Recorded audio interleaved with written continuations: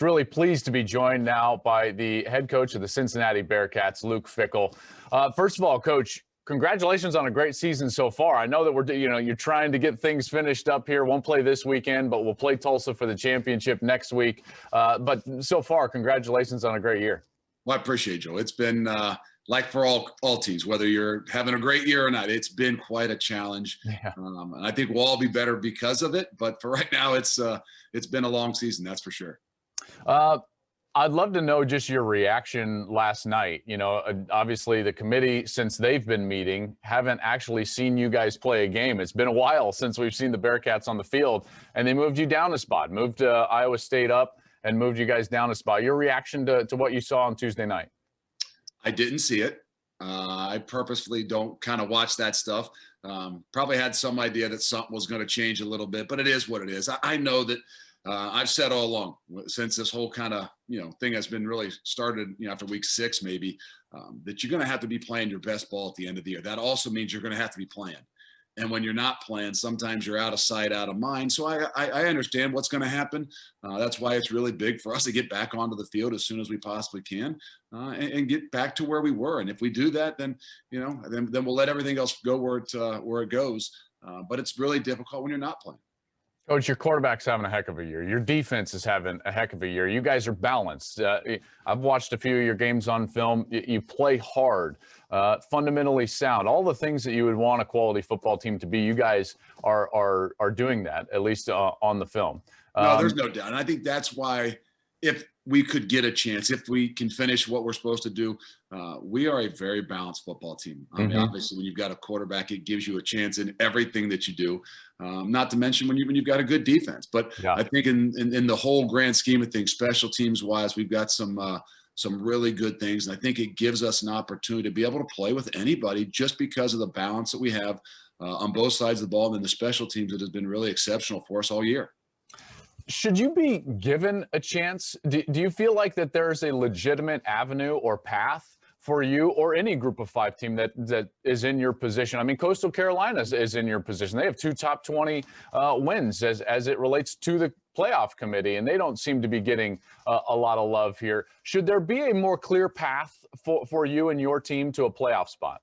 Well, with 4, it's always going to be a challenge. And I don't mean that just because I don't like to say the P5 thing. I don't like to say a group of 5. When you're a team that doesn't have the history, maybe, so to speak, you're not the blue bloods. I think it's going to be difficult in a lot of situations if there are those teams that are at the top that you're going to have to jump. And you could be in a different conference. You could be, in a Big Ten conference or a Pac-12 whatever.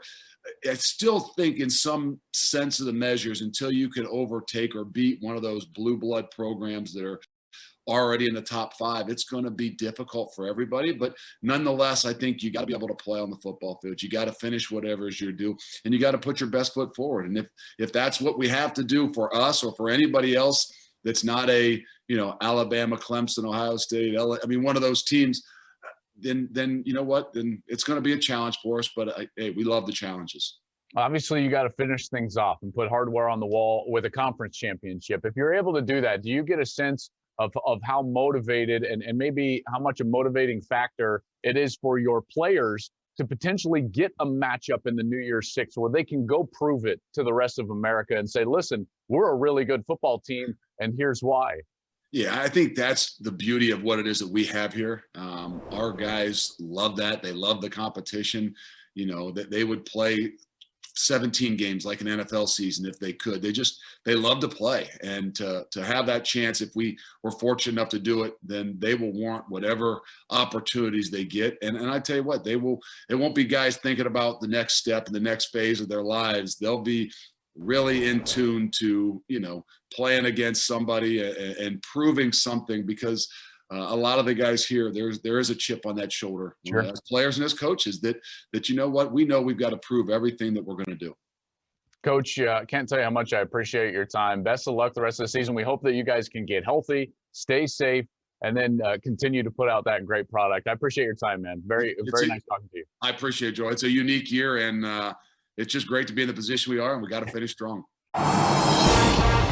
Start your Saturday strong at 10 Eastern with a legendary college football lineup on the Big Noon Kickoff Show. Big Noon Kickoff on Fox. Hey, thanks for watching. If you enjoy that clip, make sure you click subscribe somewhere down here. From game highlights to exclusive interviews and rankings, we've got everything you need as a college football fan right here, College Football on Fox.